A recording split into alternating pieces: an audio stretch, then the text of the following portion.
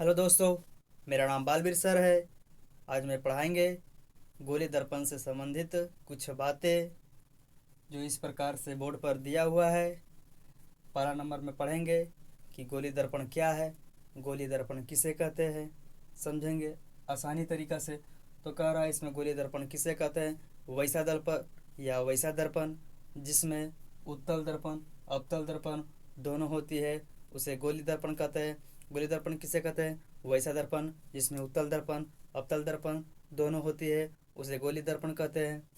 या वैसा दर्पण जो गोल हो उसे क्या कहते हैं, उसे गोली दर्पण कहते हैं। गोली दर्पण किसे कहते हैं, वैसा दर्पण जो गोल हो उसे क्या कहते हैं, गोली दर्पण। तो बारी बारी के समझेंगे। गोली दर्पण को अनेक भागों में या गोली दर्पण को दो भाग में बांट दिया गया है। इसमें बहुत सारे नाम है इसमें, तो समझेंगे बारी बारी के से। इसमें कह रहा है कि वक्रता केंद्र क्या है। पहले नंबर में तो पहले इसको समझेंगे आराम से, क्या क्या मतलब कौन कहाँ है। तो ये क्या है, ये बीच वाला है, इसको बोलते हैं वक्रता त्रिज्या बोलते हैं। मतलब गोली दर्पण है, ये वृत्त है तो इसका मतलब आधा है, तो ये क्या है, ये वक्रता त्रिज्या है। ठीक है। अब कह रहा है ये दर्पण है तो क्या है, उत्तल दर्पण। तो इसकी बीच वाली केंद्र को ध्रुव कहते हैं।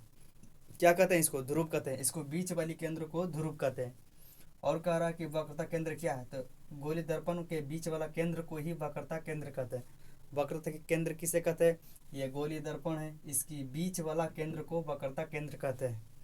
और कह रहा रंगा हुआ भाग, तो ये जैसे मतलब ये दिया हुआ है ना, ये क्या है, ये रंगा हुआ भाग है, कलरिंग किया हुआ है। ठीक है, ये क्या है, कलरिंग किया हुआ है। ठीक, ये भी देखो क्या है, ऊपर में कलरिंग किया हुआ। ये क्या है, प्रवर्तक सतह है। ये क्या है, देखो यहाँ पर ये दिया होगा, हाँ इसको बोलते हैं क्या, प्रवर्तक सतह है। ये देखो धंसा हुआ है, लेकिन ये क्या है, उठा हुआ है, तो शायद ये होगा उत्तल दर्पण, क्योंकि P4 पीछे पढ़ाए होंगे।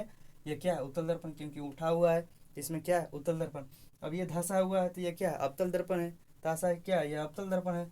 अब कह रहा है इसमें कि प्रधान अक्ष क्या है, ये वाला और ये वाला, ये या ए ध्रुव और वक्रता केंद्र के बीच वाला जो बीच में है इसी को क्या कहते हैं, इसे कहते हैं प्रधान अक्ष या मुख्य अक्ष।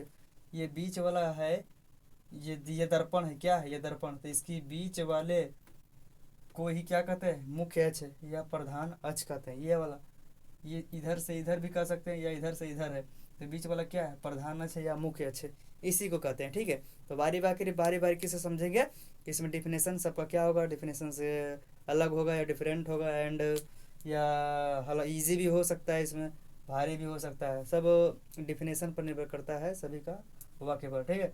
तो कह रहा है इसमें क्या, वक्रता केंद्र किसे कहते हैं, तो गोली दर्पण की बीच को केंद्र को क्या कहते हैं, वक्रता केंद्र। इसे सी से सूचित करते हैं, इसे सी से सूचित करते हैं। ठीक, गोली दर्पण के वक्रता केंद्र को उसे वक्रता केंद्र, गोली दर्पण की केंद्र को वक्रता केंद्र कहते हैं, इसे सी से सूचित करते हैं। ठीक है।